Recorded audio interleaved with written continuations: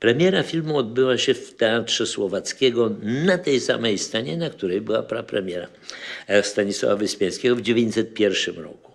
Nasz film 70 lat później, zależało mi bardzo na tym, żeby właśnie premiera była w tym samym miejscu, bo wydawało mi się, że to w jakiś sposób nasz film, jakby tak powiedzieć, uszlachca.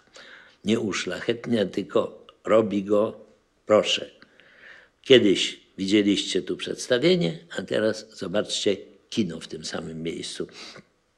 Bardzo to było wzruszające, bardzo to było poruszające dla mnie wydarzenie, że w tym samym miejscu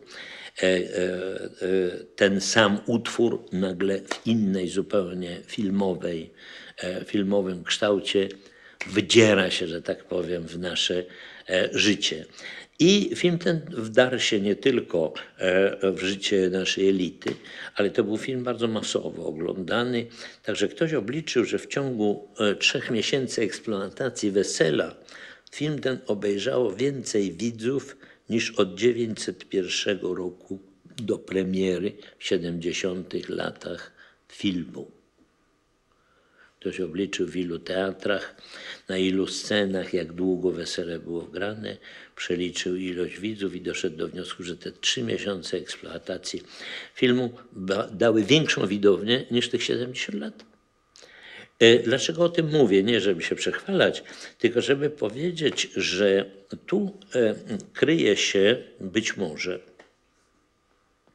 obowiązek narodowej kinematografii, żeby pewne utwory, które stanowią naszą własność i nad którymi my nie musimy się zastanawiać, czy światu to się spodoba, czy świat nas za to pochwali. My to robimy dlatego, że to jest nasze.